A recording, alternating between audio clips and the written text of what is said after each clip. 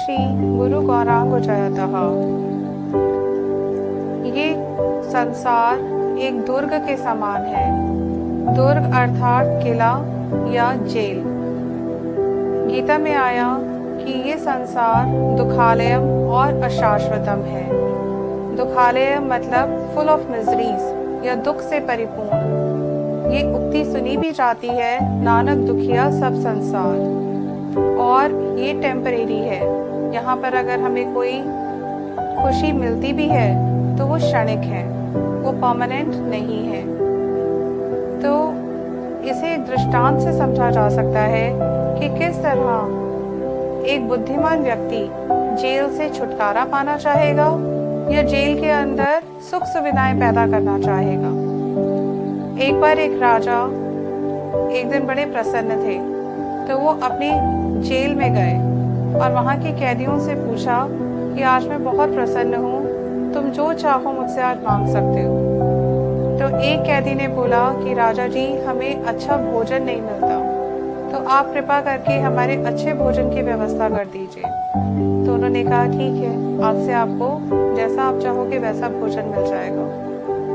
दूसरे ने कहा कि हम यहाँ पर अच्छे कपड़े नहीं पहन पाते, तो आप हमारे लिए अच्छे वस्त्रों की व्यवस्था कर दीजिए। उन्होंने कहा ठीक है, आपको अच्छे वस्त्र मिल जाएंगे।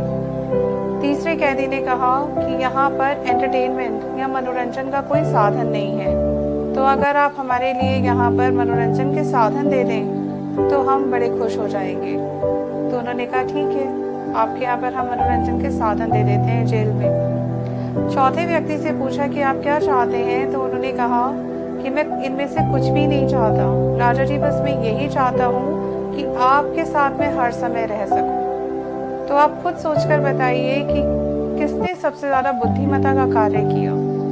जिसने ये कहा कि राजा जी मैं हर समय आपके साथ रहना चाहता हूँ, तो राजा स्वयं उसको अपने साथ सोने के रथ पर घुमाएंगे, उसको अपने जैसे ही खान पान देंगे, अपने जैसे ही वस्त्र देंगे, और सबसे बड़ी बात, जेल से वो स्वतंत्र हो जाएगा, उसको जेल में जीवन नहीं बिताना पड़ेगा।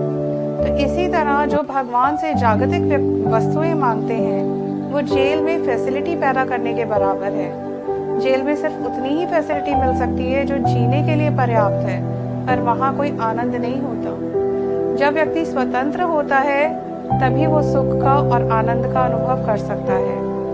तो शास्त्र हमें ये बताते हैं कि इस जीवन में अगर हम सिर्फ मटेरियल फैसिलिटीज या जागतिक सुख सुविधाएं पैदा करने के लिए व्यस्त रहते हैं, तो अगला जीवन भी हमारा यहीं पर होगा, और वो कौन सी योनि में होगा ये भी निश्चित नहीं है। और अगर हम भगवान की भक्ति करते हैं, भगवान के साथ संबंध स्थापित कर लेते हैं, तो हम गोलोक वृंदावन या कोई वैकुंठ लोक में चले जाएंगे, जहाँ से फिर दोबारा इस अनित्य और दुखमय जगत में आना नहीं पड़ता। वहाँ पर नित्य सुख और शांति है, वहाँ नित्य आनंद है। गीता में भी आया, यद गत्वा न निवर्तन्ते तद धाम परमम मम, कि जो मेरे धाम में एक बार आ जाता है वो दोबारा से इस नित्य जगत में नहीं आता। इसलिए सर्वदा इस मंत्र का जाप करिए, हरे कृष्ण कृष्ण कृष्ण हरे हरे, हरे राम राम राम हरे हरे। तभी भगवान के धाम में जाना संभवपर है। हरे कृष्ण।